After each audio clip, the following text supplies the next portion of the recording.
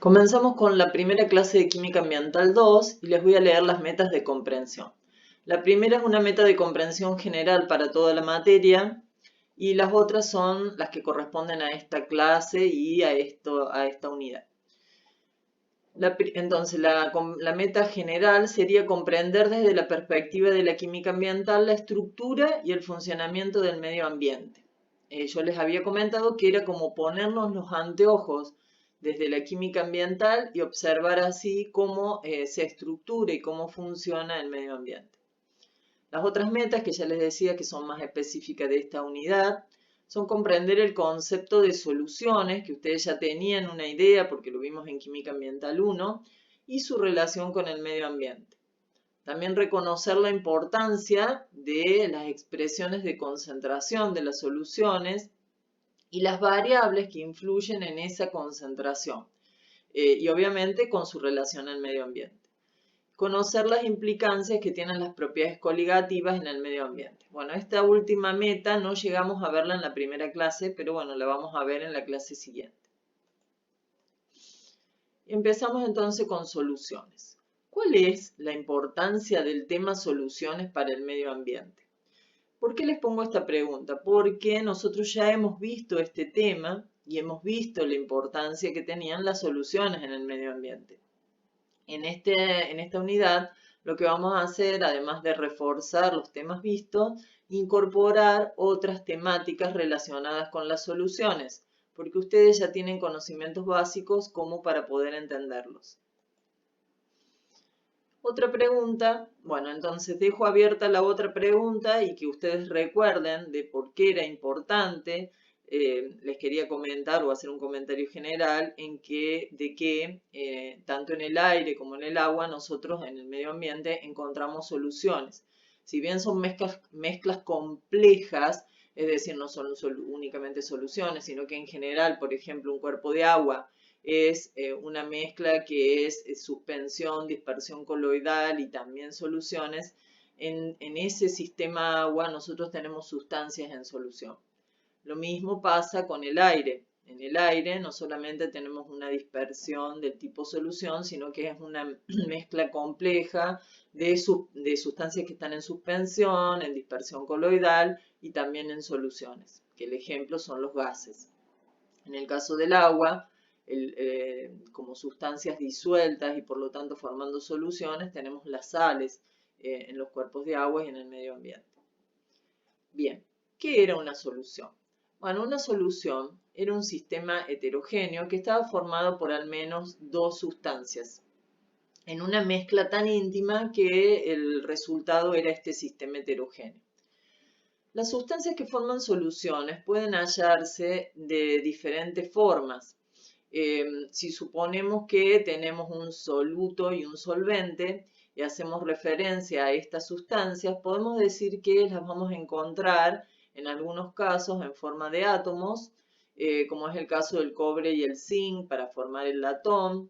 Después también las podemos encontrar en forma de iones, como es el cloruro de sodio que está disuelto en agua.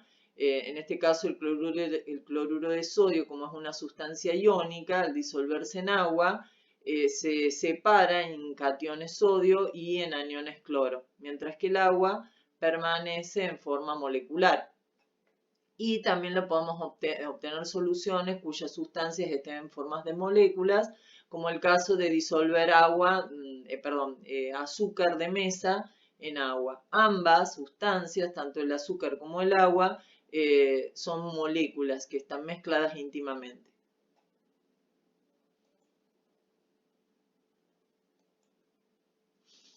Y acá empezamos con un concepto nuevo que no hemos visto. Entonces, para disparar el tema, les planteo esta pregunta. ¿Es infinita la cantidad de soluto que puedo disolver en un solvente? Entonces, les propongo que piensen en un vaso con agua en el que yo voy a agregar azúcar a ese vaso para tomar un agua dulce y seguramente ustedes podrán observar de la vida cotidiana que llega un momento en que si voy agregando el azúcar ya no va a formarse una solución. Digamos, yo agrego el azúcar y revuelvo y observo una solución. Es decir, a simple vista voy a estar viendo un sistema homogéneo.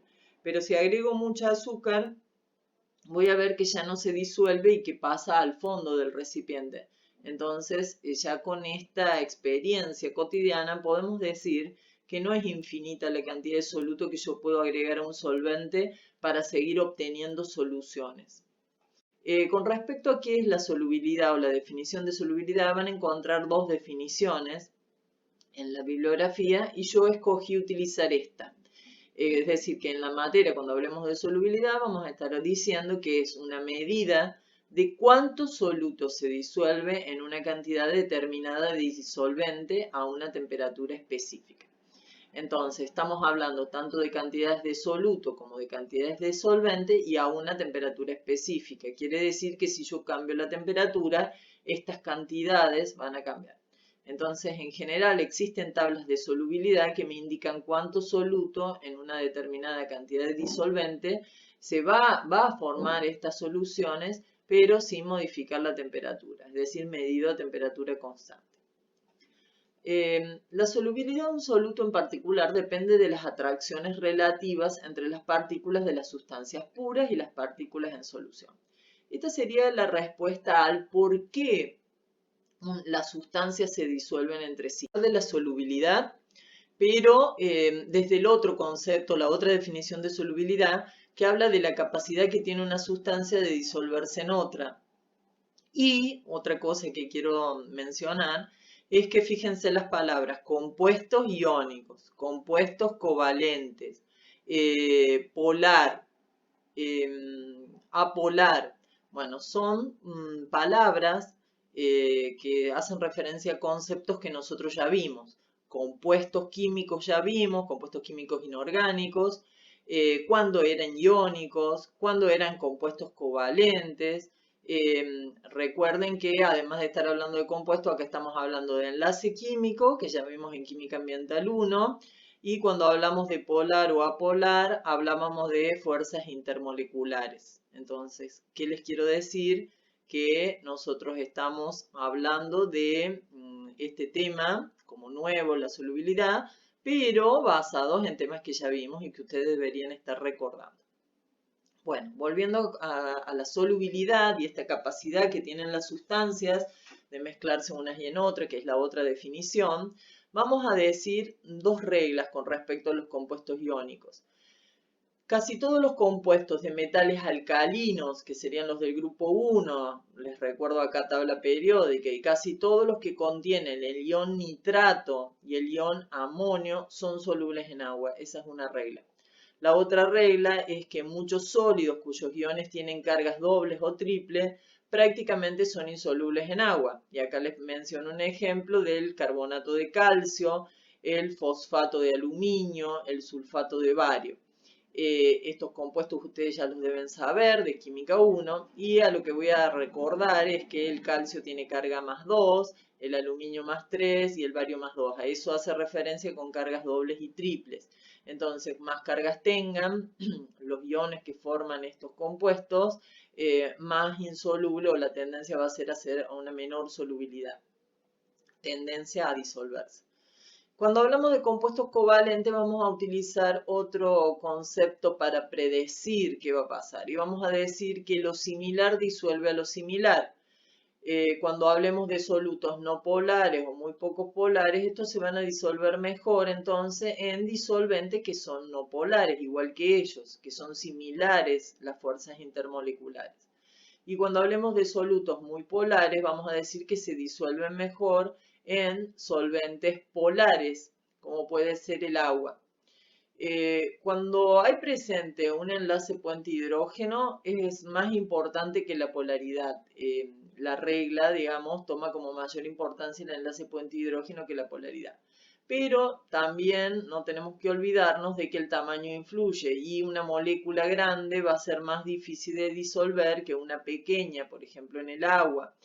Bien, entonces son varias, si bien la regla general dice lo similar disuelve lo similar, vamos a tener que tener en cuenta esto de la presencia de enlace puente hidrógeno y del tamaño de la molécula para poder predecir si una sustancia se va a disolver en otra. Esto es muy importante para el medio ambiente y ya vamos a ver por qué. Vamos a hablar de, o vamos a llevar el tema solubilidad a un ejemplo que son las aguas naturales. Cuando hablamos de aguas naturales, estoy haciendo referencia a cuerpos de agua que van a ser ríos, lagos, lagunas. Vamos a decir que a causa de la alta capacidad disolvente que tiene el agua, debido a esa causa, las aguas naturales van a tener en su seno disueltos sales. Y esas sales o el tipo de sales que tenga esa agua va a depender del terreno en el que se encuentra el cuerpo de agua o el terreno que atravesó ese cuerpo de agua. Imagínense en un río que va cayendo desde la montaña hasta el llano y a medida que va circulando va disolviendo en su seno y también arrastrando, pero estamos hablando solamente de las sustancias disueltas, las sales con las que se encuentra en el camino. Algunas de las sales que se encuentran en grandes cantidades en rocas y de las que provienen los iones del agua son, y estos serían algunos ejemplos, carbonatos de calcio, carbonato de magnesio, sulfato de calcio y cloruro de sodio. Acá les escribí una pregunta que dice, ¿las sales que posee un cuerpo de agua es siempre de origen humano? Porque nosotros decimos, bueno, esa agua tiene alto contenido de arsénico, la culpa la tiene el hombre. Bueno, no quiero defender al hombre, que somos nosotros, sino que les quiero recordar esto, que casi todas las sales que tiene el agua en general provienen de esta circulación que tiene el agua, pero no quita que haya sales a causa de que el hombre use a ese cuerpo de agua como sumidero de sus residuos, ¿está? Pero bueno, no todas las sales que tiene disuelto un cuerpo de agua natural tienen que provenir sí o sí de origen humano o tienen que tener un origen humano. Bueno, ¿cuál es el circuito del agua y las sustancias que tiene? Eso ya lo contesté en la filmina anterior y también en la clase les comenté que quería que tuvieran en cuenta el ciclo del agua y también el camino que recorre el agua sobre el terreno, sobre la parte terrestre. Entonces, yo les decía que si recordaban el ciclo del agua, el agua que está en la superficie terrestre se evapora, cuando encuentra un frente frío se condensa y se precipita en forma de agua líquida. Y yo les pedía en la clase que imaginaran que esa agua líquida cae en la montaña o en la montaña está transformada en hielo y luego se derrite, cae en forma de nieve y luego se derrite y es el origen de los ríos. Bueno, en este caso en Argentina les pedía que supusieran que estábamos en la cordillera de los Andes y esa nieve se derretía y formaba los ríos que después irrigaban la planicie. El agua que está en la montaña es la que tiene menos concentración de sales, es el agua más pura y a medida que va circulando por su capacidad disolvente va a ir incorporando minerales y otras cosas que pueden ser de origen natural o antrópico, otras sustancias más que cosas, y entonces le va a llegar a la gente que está más cercana al mar, a la costa, con una concentración de sustancias más elevada o yo diría más impurificada que las personas que toman el agua en la base de la cordillera. Esa era la idea que quería que se llevaran. La causa es la capacidad disolvente del agua y que a medida que circula va disolviendo y arrastrando también sustancias. Y bueno, y la otra causa, la de origen antrópico. Bien, las soluciones, teniendo en cuenta la concentración, y acá de nuevo digo, recuerden que era concentración, era la relación que había entre las cantidades de soluto y solvente de una solución. Pueden clasificarse en soluciones que son diluidas cuando tienen baja cantidad de soluto con respecto al solvente o concentradas cuando tienen un alto contenido de cantidad de soluto con respecto al solvente. Pero también las vamos a clasificar como insaturadas cuando tienen una cantidad de soluto menor que la solubilidad máxima, saturadas cuando tengamos la cantidad máxima de soluto que puede disolver una cantidad determinada de solvente a una temperatura fija, es decir, cuando estemos en el máximo de solubilidad con respecto a soluto solvente, y sobresaturadas. Las soluciones sobresaturadas son como casos especiales en las cuales el agua está disolviendo más cantidad de soluto de la que puede disolver a una determinada temperatura.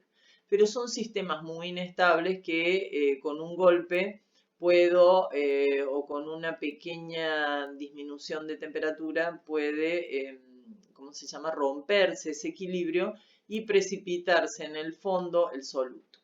Esta imagen no hace referencia a una solución. La solución sería esta parte y esto que está abajo es soluto, así que no corresponde a decir que esto está dentro de la solución sobresaturada.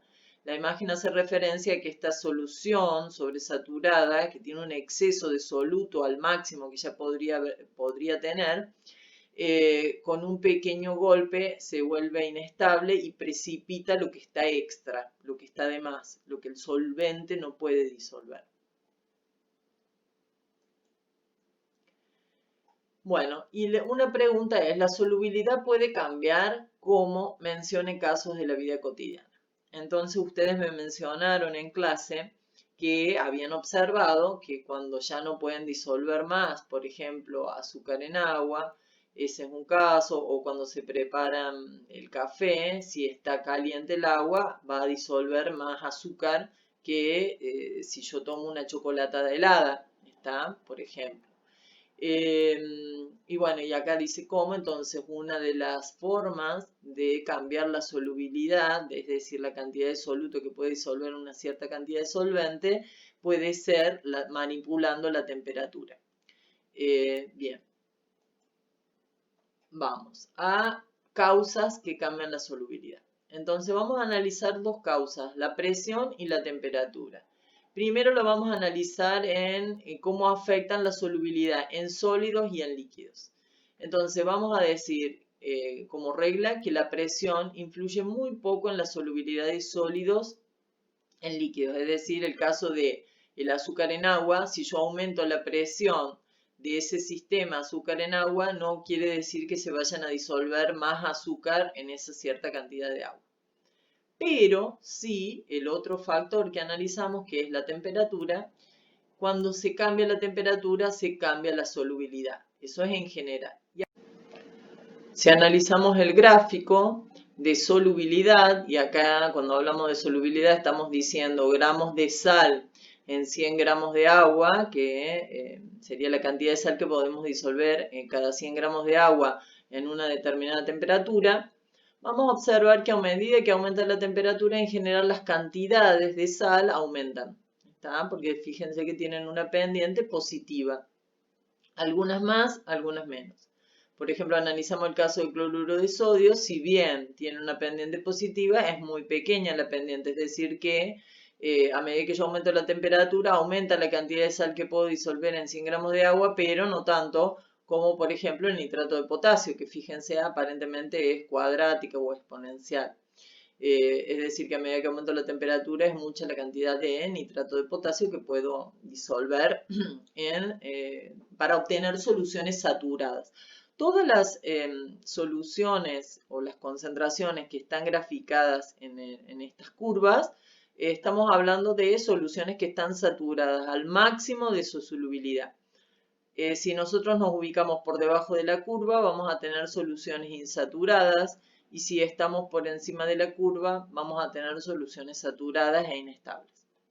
Vamos a ver la pregunta, dice, mirando el gráfico, ¿en cuál caso precipita el soluto al aumentar la temperatura? Entonces, si analizamos y vemos esas curvas a medida que aumentamos la temperatura, lo que se muestra acá es que el único caso en el que al aumentar la temperatura disminuye la solubilidad es el sulfato de cesio. Quiere decir que si yo voy de 10 a 20 grados, la solubilidad disminuye. Entonces, ¿qué quiere decir? Que si yo estaba en 10 grados y tenía esta solubilidad a menos de 10, cuando me corro a 20, estoy por encima de la curva de solubilidad. Es decir, que esta cantidad de soluto, desde el punto en donde estaba hasta la curva de solubilidad máxima, está de más.